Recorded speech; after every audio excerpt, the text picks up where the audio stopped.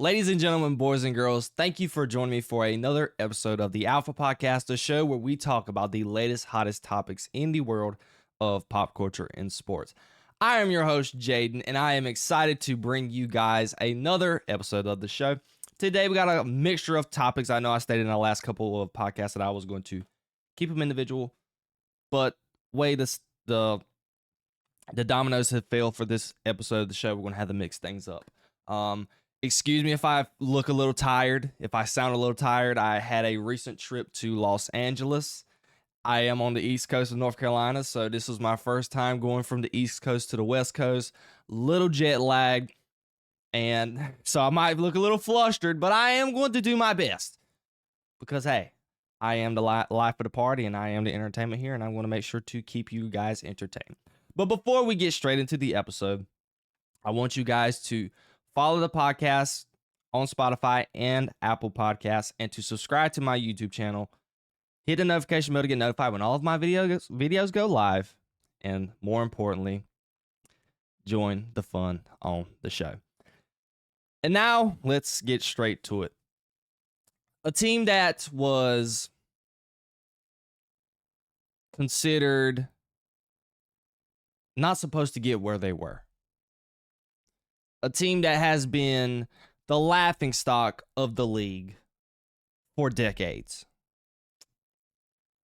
A team that has not done anything well in decades. Horrible management, horrible ownership, led by James Dolan. We are talking about the New York Knicks. As of yesterday, they did something that was absolutely wrong. Should have never happened.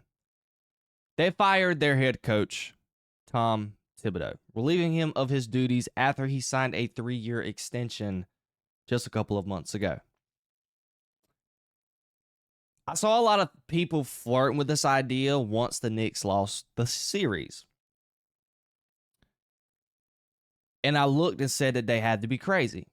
Because here is Tom Thibodeau's resume since he has been the head coach of the New York Knicks. His first year was in 2022. He missed the playoffs. 2023 and 2024, he took the Knicks to the playoffs and won the first round of their series and lost in the semifinals. And this past year, he lost in the Eastern Conference Final. Something that the New York Knicks has never went to for the past 25 years since their last finals run. That is his resume. Let me tell you why this was the wrong move for the city of New York City. We're talking about a team in the New York Knicks who are deprived of talent outside of their top 5. They got 6 good players, bona fide players. I like Trey McBride. He's cool. But look, you had Josh Hart, OG Anunoby, Mitchell Robinson, Karl Anthony Towns, Mikal Bridges, and Jalen Brunson. Everybody else was okay. They're just there. You had 6 bona fide guys who were good enough to get you by. When you're going up against a team like the Celtics, who were the champions of last season,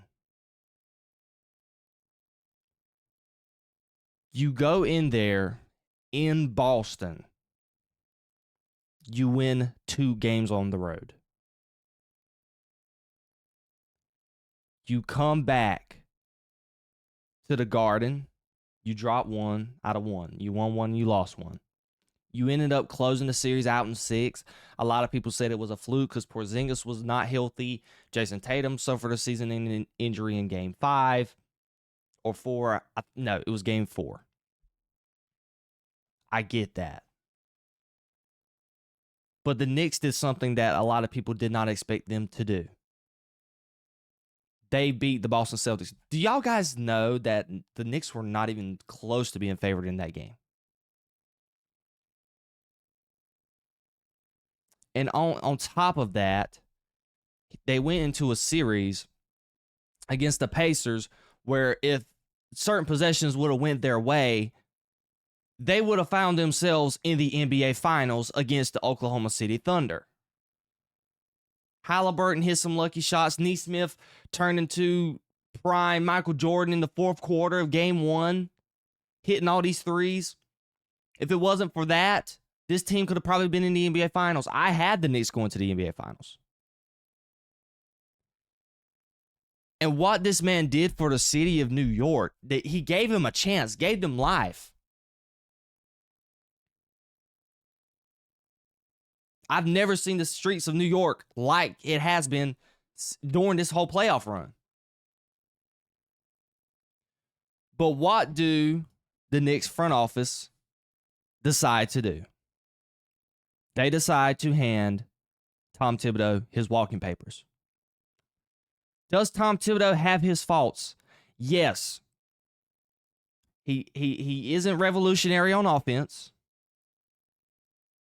He's supposed to be a defensive-minded head coach, but the defense of the Knicks was relatively lackluster this season. That is mostly due to personnel. Karl-Anthony Towns did not play nowhere near as good as defense. Jalen Brunson is a defensive liability. On top of that, he rides his guys. He is going to play his starting 5 to the death. And that has been the knock on Tom Thibodeau. He plays old branded basketball. But the most important thing about Tom Thibodeau was the fact that he had his guys ready, mostly ready to play. They were gritty, they were grindy, they never gave up. Ladies and gentlemen, I can literally count how many times they came back in this playoffs from 20 points. A lot of people may think that's a knock on Tom Thibodeau, on a Tom Thibodeau-led team, that they're having to come back from 20 points like they did. But they did it. Can we not give them credit for that? They made history for it. They showed heart, resilience, something that a championship team should have. But people like some analysts and probably the Knicks front office thought this season was a fluke. They believe they shouldn't have been having to come back from 20. They believe if Jason Tatum and them were healthy, that they would have lost. They would have had no chance. Tom Thibodeau did not deserve this. If I'm having a head coaching opening right now, if I have a ready to win now roster, if I have depth on a roster, I am on the phone calling Tom Thibodeau right now. And Tom Thibodeau didn't deserve this. He is a scapegoat for the real problem with the Knicks. They were not a well-organized team. They're not a well-oiled machine. Outside of those 6 players that I described to y'all, who do they have to go to? What big do they have coming off the bench? What bona fide scorer, 6-man type energy do they have coming off the bench? I can't name you one guy. Jalen Brunson liked Tom Thibodeau. Katz played for Tom Thibodeau for years. He's the reason why he even came to New York.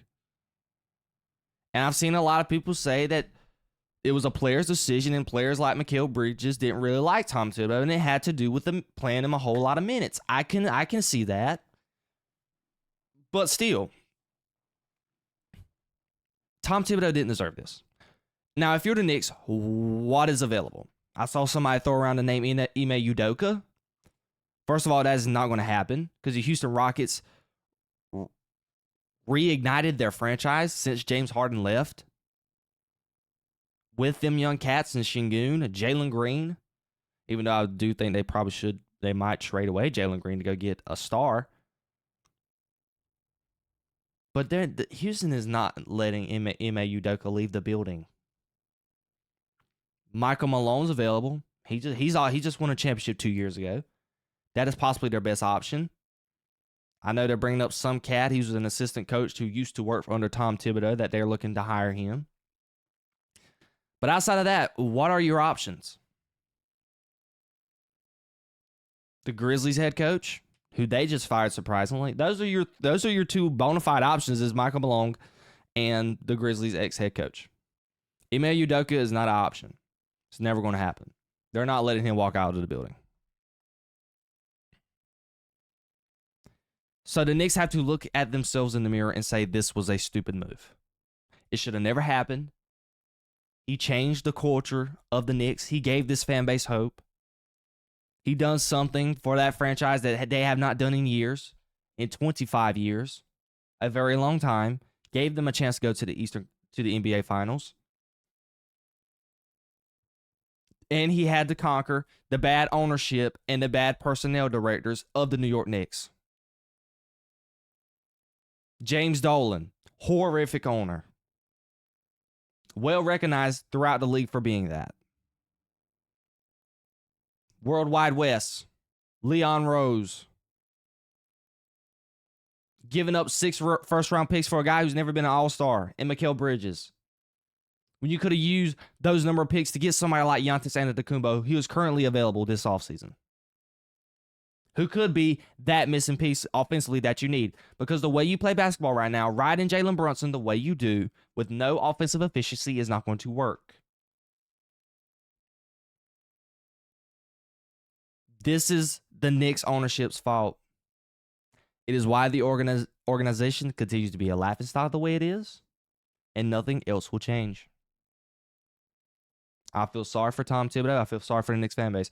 Because how do you move forward from here? Off of just Tom Thibodeau's resume, he has legitimately gotten better each year he coached. Does he have his faults? Yes, he does. Are they very glaring faults? They are. But you cannot look at me with a straight face and tell me that Tom Thibodeau deserved to be fired. He did not. He should get a head coaching job very soon. He is not going to be on the market long. That is all I have to say about that. Let me know what you guys think down below in the comments. Did he deserve to be fired? What do the Knicks do in the future? And are there hopes of doing better than what Tom Thibodeau did? Whatever coach comes in? Will they be able to get back where they were? One could argue they probably won't. I want to know all of your thoughts down in the comments below. Moving on to the next topic. Superman. We had a lot of news going on in the pop culture film industry while I was on vacation. Because I was gone Friday, Saturday, Sunday, Monday. There has been a lot of rumors going around with both movies, Fantastic Four and Superman. A lot of rumors lately, and I'm not going to go into detail. This is not particularly what the topic. I'm just giving you a backstory of where this is set to come from. There have been a lot of rumors going around that they had to do some reshoots. They're cutting about 30 minutes of the film. They're cutting out a lot of the comedy, which is a great thing. The super crap rumor that's been going around, a lot of dialogue that a lot of WB executives didn't like from the movie. What else do we have? I want to say that's pretty much it. And I think they said they fired somebody. I think it was the person who was cutting the film got fired, I think. That's just the overall backdrop of what's been going on with the movie. A lot of drama.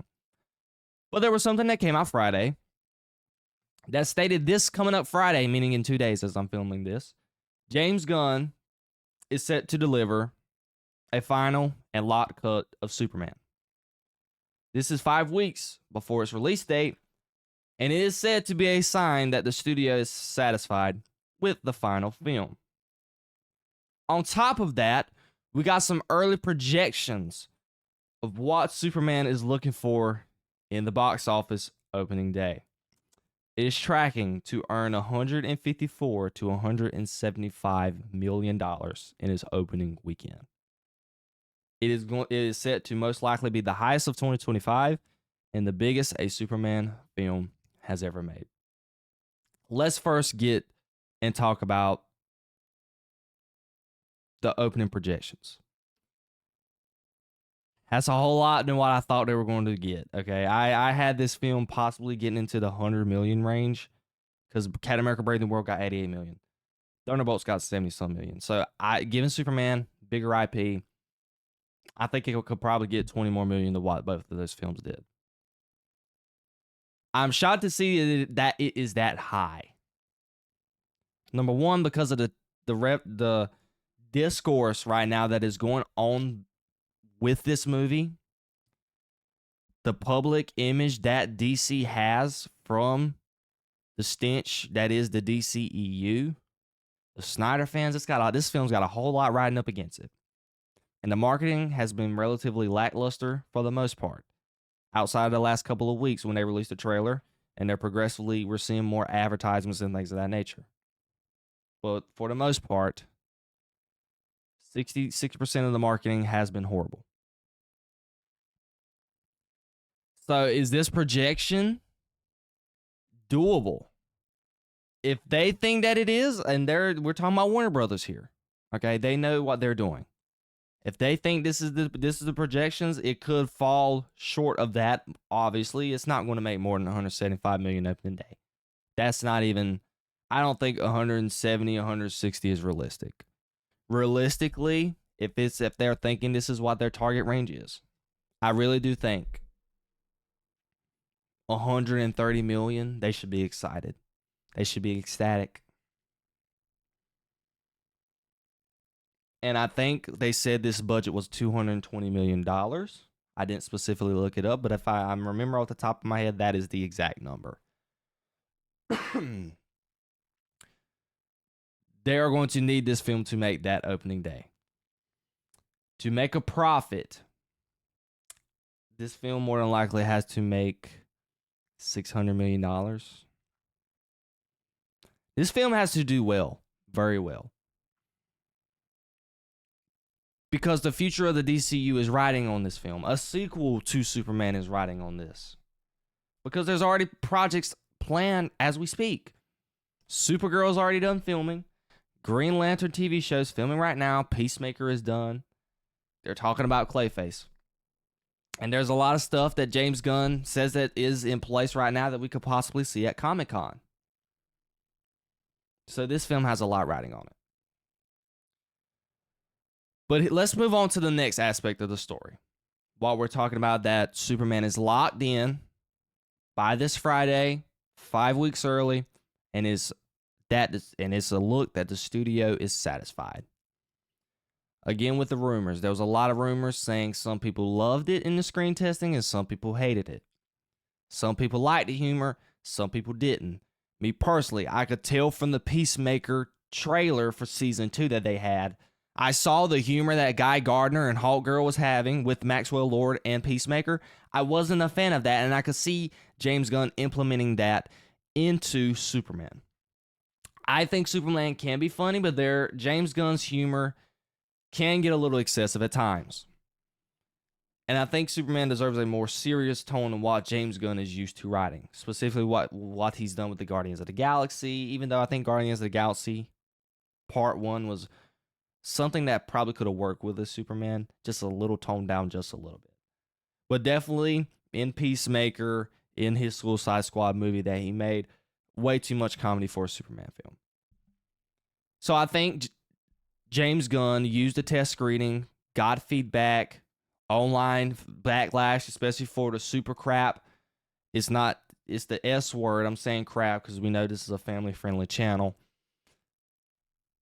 That is what the rumor was going around in this movie, that there were monkeys, meaning Gorilla Grodd-led type animals, that was being controlled by Lex Luthor or being hired by Lex Luthor to pretty much start that social media discourse about Superman on social media, calling him super crap. And a lot of people hated it. Me personally, I did too. I did not like it. So a lot of people are saying, and there's a lot of insiders who saw the screen test and saying that this has been cut from the movie. That is great. So seeing that this is more than likely the final cut of the movie. The studio is satisfied. That's good news. Because I think this movie if this movie has to, at least in most people's eyes, be a 7 out of 10. It can't be a 5, it can't be a 6. It has to be a 7 out of 10. The tomato meter score, it has to be at least 65+%. Critic wise, audience wise, you want at least 80+. Me personally, and I'm speaking for myself, I think this film is going to be good. It is my most anticipated film, and it's the one I'm most excited for. This film has a lot. This film has a big battle to endure, as I've stated before. I want it to be successful. And given everything that this film is going through, the battle that it has to face, it can conquer that battle. Because Superman is a big IP. It is one of the golden age of superheroes. It's one of the most beloved superheroes. And I think this film has the opportunity, given I know a lot of people is boycotting it, especially the Snyder fans, but I think this film can overcome it, and it could do well and be a great film. Box office wise, maybe not. We may have another Thunderbolts, but not to that bad of a degree, to where the general consensus by critics and audiences love it, but it inevitably didn't get the leeway at the box office. But I do think that this film can possibly make a profit, because we're talking about Superman in comparison to Thunderbolts. They're marketing this movie as a family-friendly film.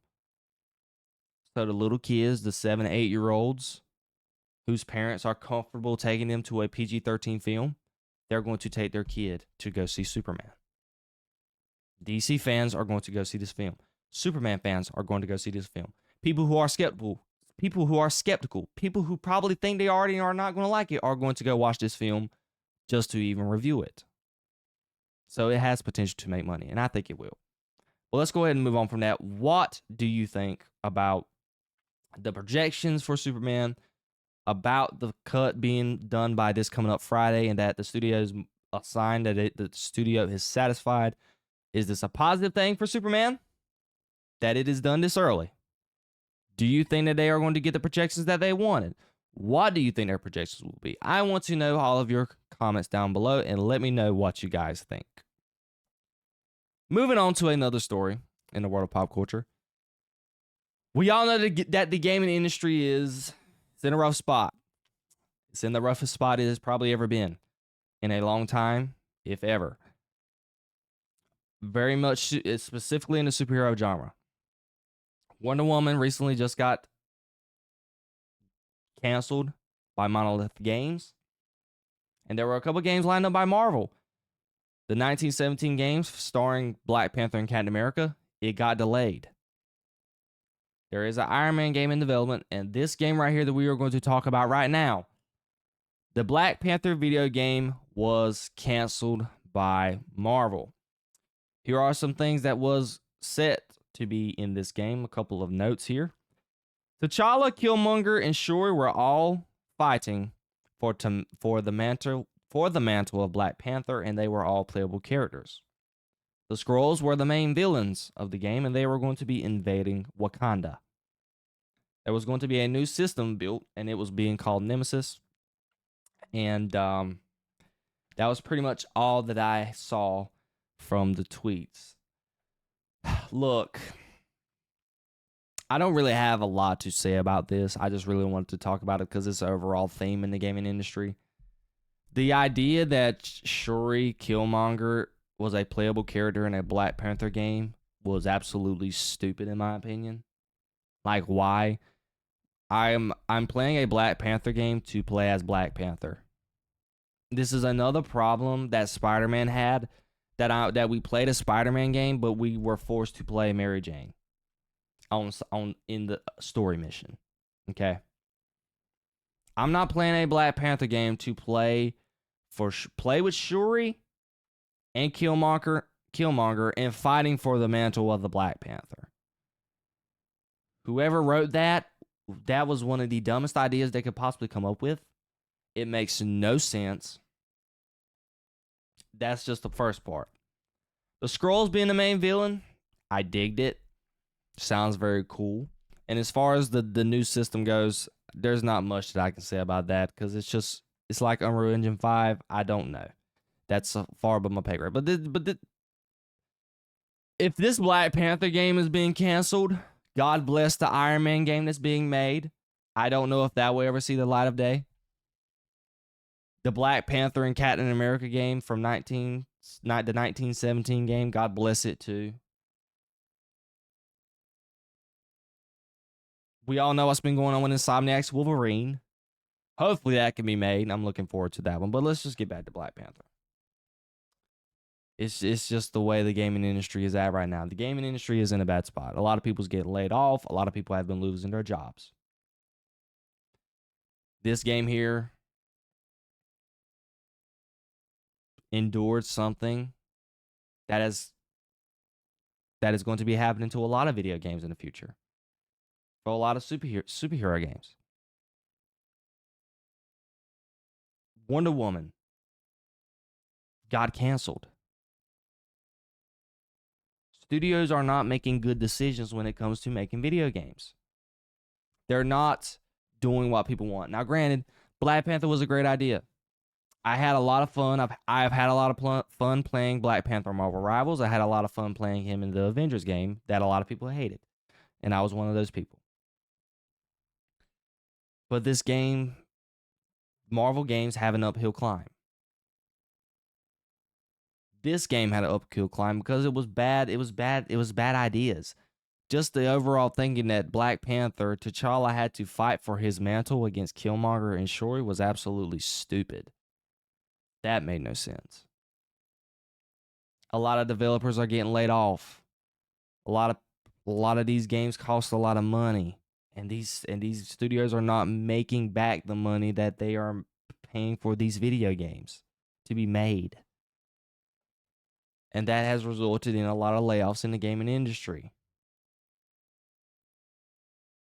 The gaming industry is not, they're prioritizing quantity over the quality of the game. There's been a lot going on recently that I've been seeing about Call of Duty, about all these advertisements they're putting in Create Class. They're getting rid of a lot of game modes that people like. All of a sudden, they're just worried about popping skins into the game and just not worrying about the game itself. And stuff like that is tainting the image of the gaming industry, and it is falling into games like Black Panther. Because I tell you right now, with Black Panther being canceled, I will not be surprised if I see a notification in the coming days that Iron Man is going to be canceled as well. I don't have a lot of faith in the Black Panther World War 1917 game at all either. It's just where we're at. The Black Panther game didn't deserve this. I wanted to see it be done because we need superhero games. But it's a tough beat. I feel sorry for those who were involved with the game and everybody in the gaming industry. If you're even considering being part of the gaming industry, making video games, God bless you. The industry has never been in the worst place it's ever been. Between the culture war that's going on in the gaming industry, gaming developers, just there's a whole lot of negative. There's a whole lot of negatives going on with the gaming right now, and there's not a whole lot of positives. This story is another testament of that, and I don't want to go too far off topic. But the gaming industry has a major problem.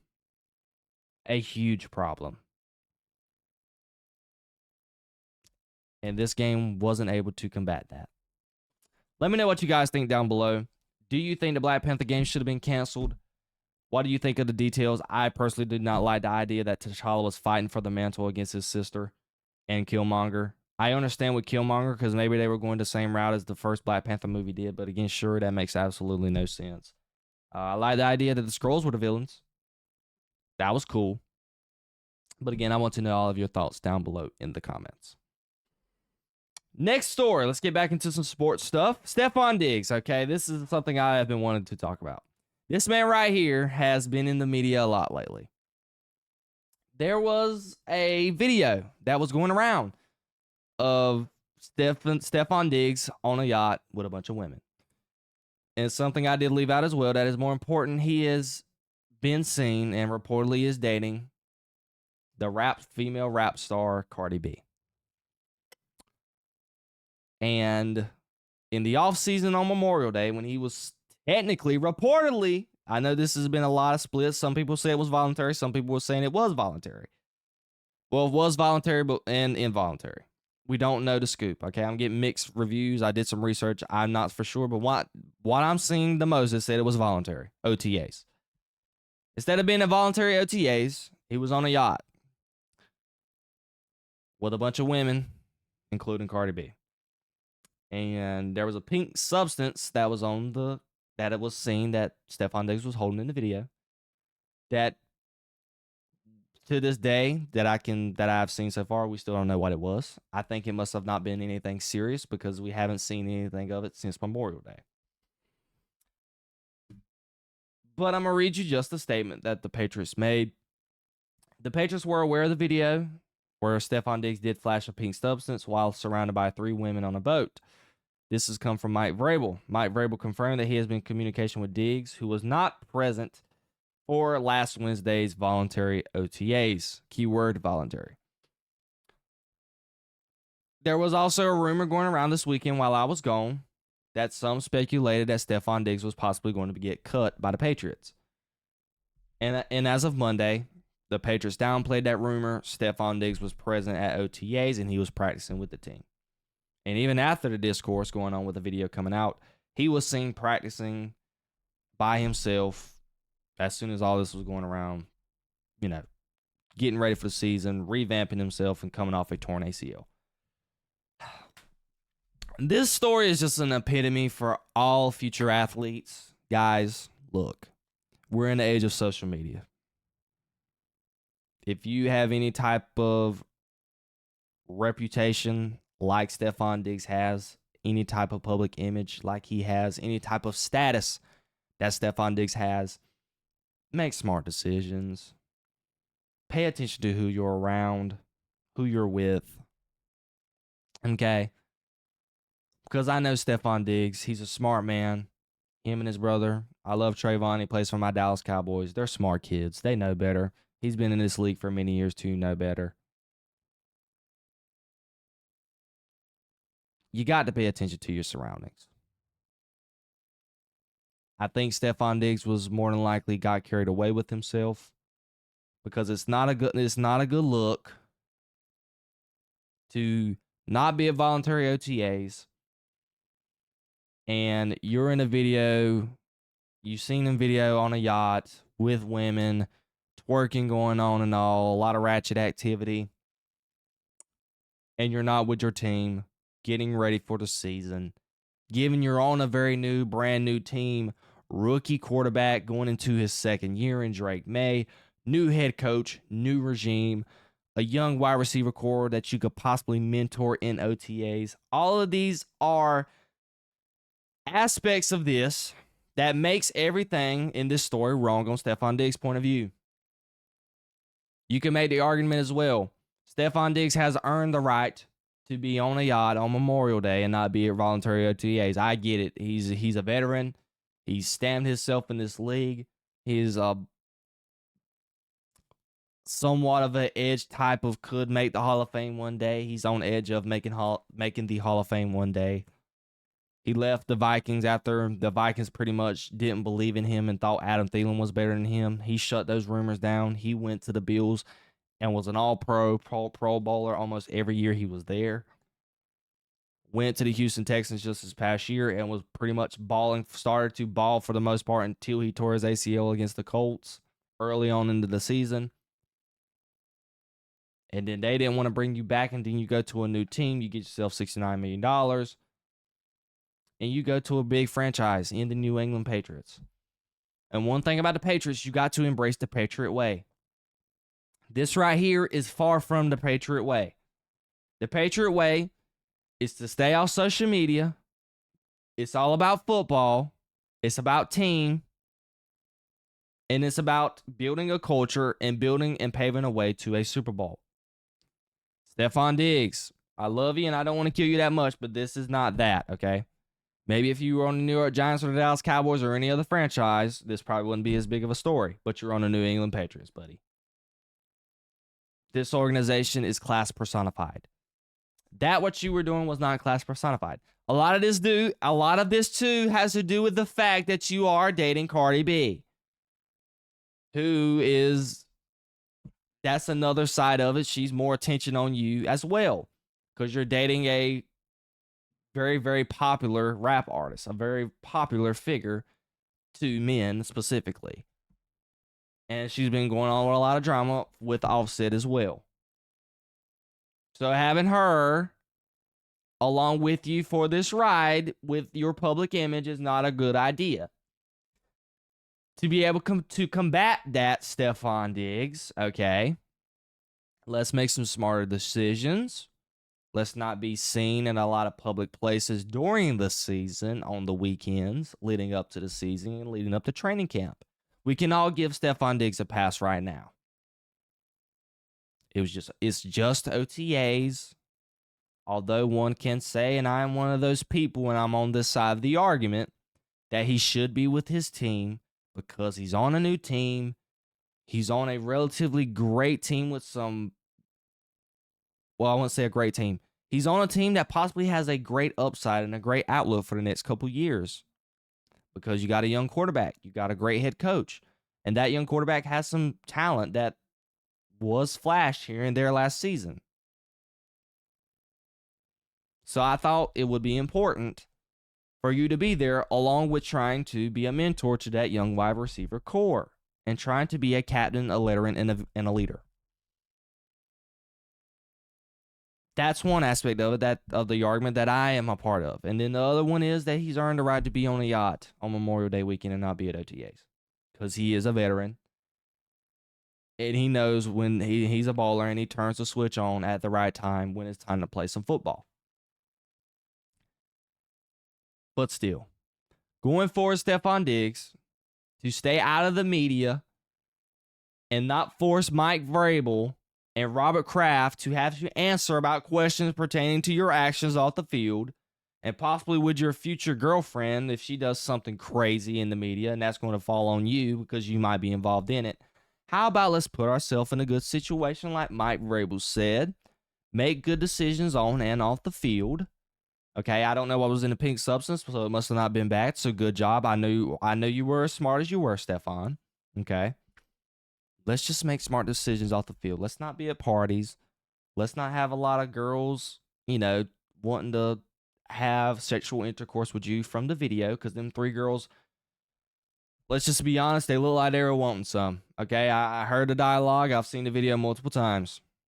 And I don't know how Cardi B was with that. It must have been fine because later on, Cardi B made an Instagram post with her, and they were loving on each other, and he was getting twerked on by Cardi B. So I guess all is well. But still, let's not get seen at parties with Cardi B, okay? If you're on a weekend and she's got a public event that she needs to attend to and you want to be there with her when it pertains to her rap career, fine. Cool, all and dandy. But when training camp starts up, it's time to turn on that football hat, okay? Leave the girlfriend alone. Obviously, you're still going to be involved with her. But the priority should be football, okay? Working towards winning the Super Bowl. That should be the number one priority.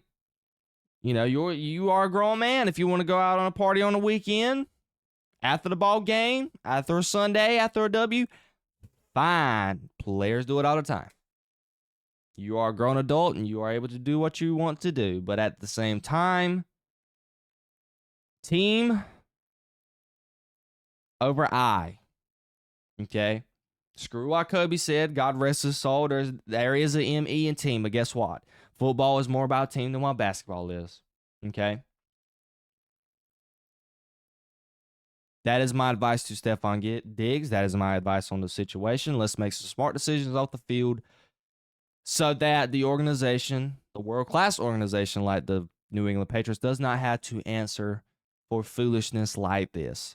Because if I am Mike Vrabel, and somebody came talking to me about some foolish stuff like this, I would be pissed off and ill like he is too. I wouldn't say that he was, but I could tell in his face, and I know he probably was aggravated with it. That is my message to Trayvon Diggs. What do you guys think about that? Do you disagree with me? Do you agree with me? I want to know all of your comments down below. Moving on to our very last topic of the podcast, we are going to talk about the Fantastic Four first steps. This is another movie, as I stated earlier, with Superman that had a lot going on while I was gone. It just seems that, there's a lot of crap that just happens when I'm not here. Okay, every time I'm going on vacation or not available to be able to speak into the microphone and speak my mind on certain topics, there's always some foolishness that's going on. Story of my life.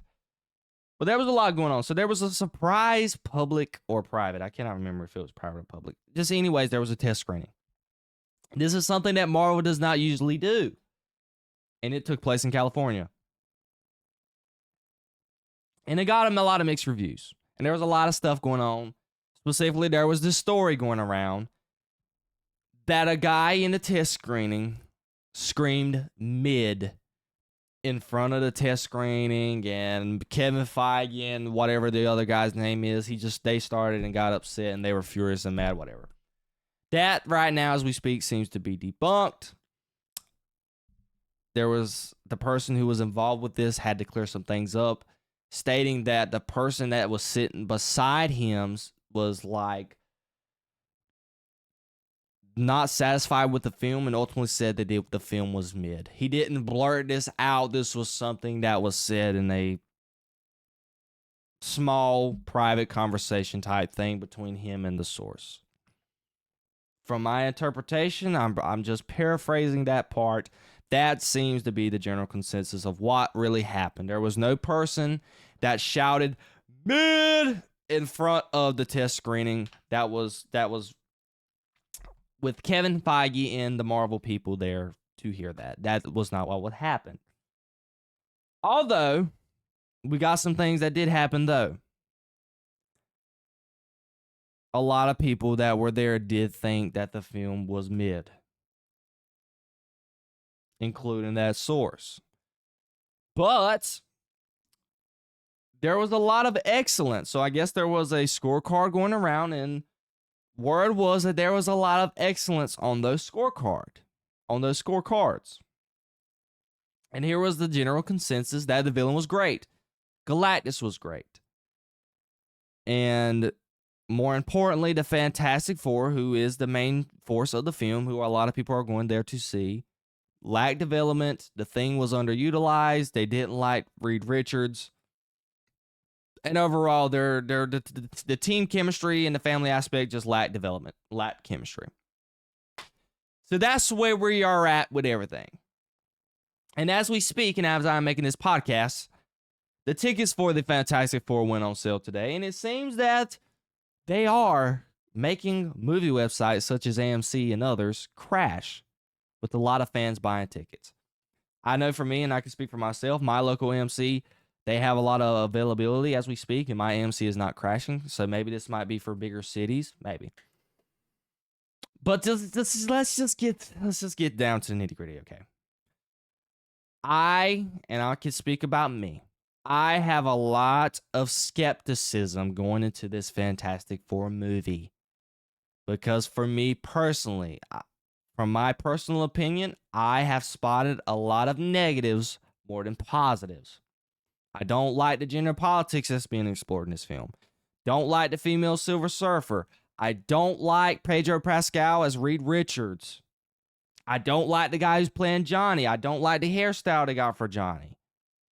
The only good thing I can say that I like so far has been Galactus. I like Vanessa Kirby as Sue Storm. I think that's the best casting they had out of the Fantastic Four.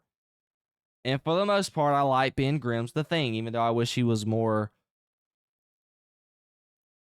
masculine, you could say, because he don't talk like how can I say this? He's not got that dark, gritty voice like there has been in the video games, in the movies that The Thing has been voiced like in the past. They're going with a new perspective. It sounds like it's more of a basic tone type of the thing where it's like just a normal person talking. I'm fine with it. I'm cool with it. Fine. It's a good thing for me.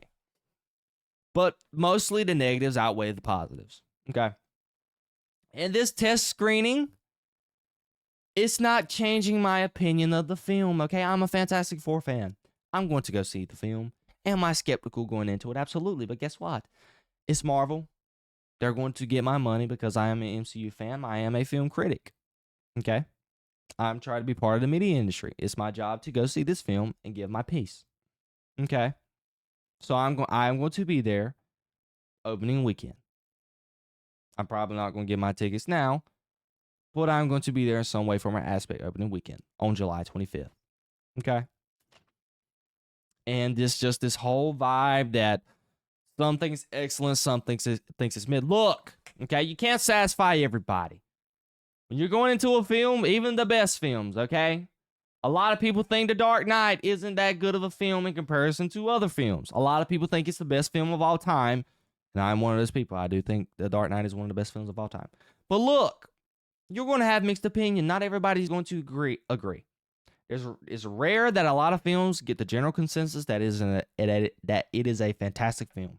Okay, even though a film just like Thunderbolts, it was relatively perceived by the fans as great. But I'm sure in test screenings there was a mixed bag. It's a test screening for a reason. You get different types of audiences there from different perspectives. People who you might think will like it and people that you will probably think won't like it. And you use that information to kind of get to a general middle ground. And from what I've heard, this was a very unfinished film that they did show. A lot of the VFX wasn't done. A lot of things wasn't up to par and wasn't finished because it wasn't a finished portion of the film. Okay? But still, us fans, obviously we're going to talk about it and we're going to critique it. But we shouldn't just... People shouldn't make this test screenings be the reason why they don't go see the film. That's all I'm trying to argue. But let's just get back to the actual details, okay? Do I think a lot of people think it's mid more than likely just because of the character development part? Yeah. Are there some people who think the character development is great and was the reason why they call it excellent? Yeah. Because if I'm not mistaken, here were the positives. I got them right here. I thought I did. Ralph's Galactus is described as terrifying and the best part of the movie. Galactus' design looks like he was ripped out of the comics. The film's plot feels very Lovecraftian with a cosmic horror angle that gives it a lot of personality. The negatives were viewers felt the characters lacked development. Reed Richards' powers were underwhelming and the thing was barely used. So that is where we're at, okay? And that altogether, if you tally it up, get to a middle ground from those reviews, it leads to a mid film, okay? You cannot have a film where the your main protagonist, lacks development. That is just not a recipe for success when you're making a superhero film, okay? And your villain cannot be the best part. That's like going into a Superman film in Man of Steel where General Zod was better than Henry Cavill's Superman. An idea, me personally, I can say this. We can say this as well. Heath Ledger's Joker was better than Chris Bale's Batman. It was. But it wasn't a negative aspect of the film that Christian Bale's Batman wasn't the best or didn't lack character development. Christian Bale was still great. His character was still fantastic. It was just that Heath Ledger was so good. That is when it works. But you can't have a film to where your villain is great, fantastic, and almighty, and your protagonist, who the audience is there to mostly see, is not the best, is not the greatest. Who knows how much of character development they lack? That is something that is going to have to wait to be seen. But still, I can say that I am more excited for Superman than this film. Okay. A lot of it has to do with because Superman is my guy, but still, I love Fantastic Four. I think Fantastic Four has been put into a negative light for a very long time. I generally love the old two films with Jessica Alba and Chris Evans and the crew. They're two movies that they made. I liked them. I hated the recent one they did with Michael B. Jordan and them. I hated that movie. Did not like it. So I'm going into this movie with an open mind. As I just stated earlier, I don't like Pedro Pascal cast as Reed Richards. I think it is a missed opportunity. I love Vanessa Kirby. I'm tolerating the thing to a certain degree, so he ends up being a positive. For the most part, what I've heard about Johnny, I don't think I'm going to like. I'm not going to like his personality, but I think I'm going to like the VFX work and him fighting. That's going to be I'm going to love that. And I think I'm going to love Galactus as well. So I am still going to go in this movie open-minded, as I always do. I'm not going to let these test screenings and these reviews from people and blow up and say, oh, God, this movie is going to be a disaster. I'm not going to do that, okay? This is the reason why they use the test screenings, do some reshoots. I think they're doing some reshoots now, and have the film at its ultimate peak of what it needs to be come the release, okay? We're just going to have to wait and see with this movie. Is it a good sign as well that the tickets, early pre-sale tickets, is causing the ticket sales people websites to crash, such as AMC? Absolutely, that's a great sign. But still, this film has a lot of question marks, and it is causing me to be very skeptical. And I know a lot of audiences are skeptical, just like Superman. Okay. But it makes it worth to go watch to see if it is going to be great or if it is going to be the ultimate downfall of what could possibly be the end of possibly by the end. Well, let me say this. It was possible. It is going to lead to the inevitable that the MCU may be on its last leg. That is what I have to say about that, and that is what I think about it. Let me know what you guys think down below in the comments. And you have reached the end of this portion of the Alpha Podcast. I thank you guys for joining me for this episode of the show. If you guys enjoyed, do not hesitate to hit the like button on the video. Follow me on my podcast on Spotify and Apple Podcasts. And if you are hearing from there, make sure you drop the like there as well. And to all my YouTubers, make sure you subscribe to the channel and tap the notification bell to get notified when all of my videos go live. Check out in the description my playlist for all my other videos when it pertains to sports, pop culture, trailer reactions. I got all of that down below if you want to check those out as well. I thank you guys for joining me for yet another episode of the show, and I will see you guys on the next one. I love you guys so much. Peace, love, and positivity always, y'all. See ya.